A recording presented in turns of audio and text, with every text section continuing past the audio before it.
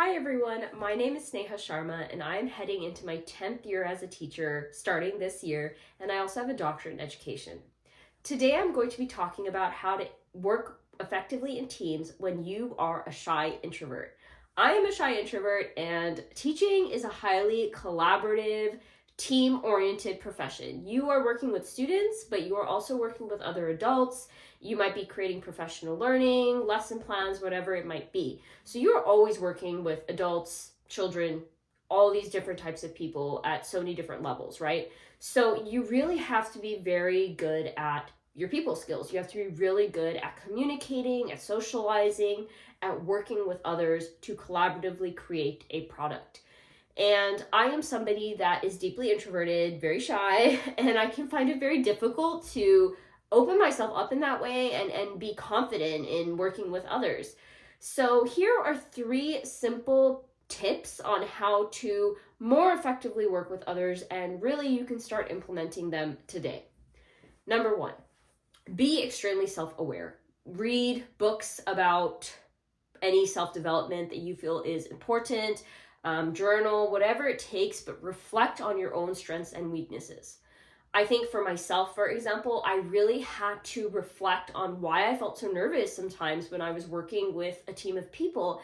And I realized as I was doing my own self-reflection that I always feel like I am judging myself on this like pass fail checklist, right? Like I did that well or didn't do that well. And I would really get mad at myself if I felt like I should have said that during this meeting, or I should have said that to this person when we were having this, discussion.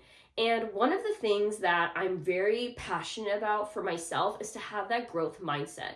Because when you're an introverted person, when you're a shy person, and you don't really always know how to speak up about something you're thinking about, it can be really hard to get mad at yourself for it and to get really annoyed. And I feel like doing that, like being so hard on yourself and not having a growth mindset where you're like, you know what, I made a mistake, it's okay, I'll learn from it and move on. If you're just gonna beat yourself up over it, it really prevents you from learning and growing, and it'll make you not want to engage in social situations. It makes you not want to work with a team. It makes you feel even less confident in yourself. So it's so important to do a lot of self-reflection and accept that maybe this is an area that I struggle in. Maybe it is hard for me to be vocal or to be social in this way, but I have to try and I have to give it my best shot. And you know what? It's okay if it doesn't go perfectly, because I will learn and I will grow. And this sounds like a very simple statement, but it is extremely hard to implement. And some of the ways that I've done it is through consistent journaling, through, listening to happy music before a meeting so I can stay calm and collected when I'm leading a meeting, for example. I think that level of self-awareness and just constantly reminding yourself that you are growing, you are learning, and that is okay. That is what is going to motivate you to keep engaging in these social situations with your team and really to do your best.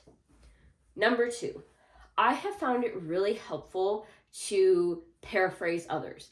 This one might sound a little random, but I actually don't think it's random at all because it's been so helpful for me. So when you are talking to someone, and it could be at work, in your personal life, whatever, right? You can practice this anywhere. It is to paraphrase that person. So let me give you an example. If I'm talking to someone about their day, I could be like, oh, so you're saying that, blah, blah, blah. Or if somebody's coming up to you with a problem that they need to talk to you about, you could be like, so what I'm hearing you say is, and you're trying to solve XYZ. Essentially, paraphrasing is summarizing what you just heard and trying to show that person, so this is what I'm hearing, and that will invite the person to either correct you or be like, yeah, exactly, that's exactly what it is. And this allows for a space where that person you're talking to feels like you really care about what they're saying, that you're paying attention to them, and it really is evidence of active listening, of actively showing that person that, you know what, I care about what you're saying and I want to work on this with you. I think that this has forced me to be so mindful and so careful when I'm interacting with people. A lot of times when I was having conversations with others, my mind would be in 10 different places, but I would be talking to this one person. And I think when I'm paraphrasing, I'm really getting myself to focus on the conversation at hand and stay in the present so that I can better interact with that person. And so we can be a better team that gets whatever needs to get done. And I think that paraphrasing is such an effective tool at that, because it keeps you focused. It makes sure that the other person knows that you care about what they're saying, and it is just effective in terms of making sure that you, both of you in that conversation, know what the next step might be, and that you're in, the same like common understanding. And last but not least, my last tip for being an introvert working in teams is to see other people's strengths. I think so often when you're an introvert, when you're somebody who's really shy, it's really easy to go around thinking that, oh my gosh, like this person's gonna judge me if I say this, or I can't mess up in front of this person. And one thing that I've noticed with most people that I've worked with in my almost 10 years in education is most people want to see you succeed. I really mean that. Most people do really want to see you succeed.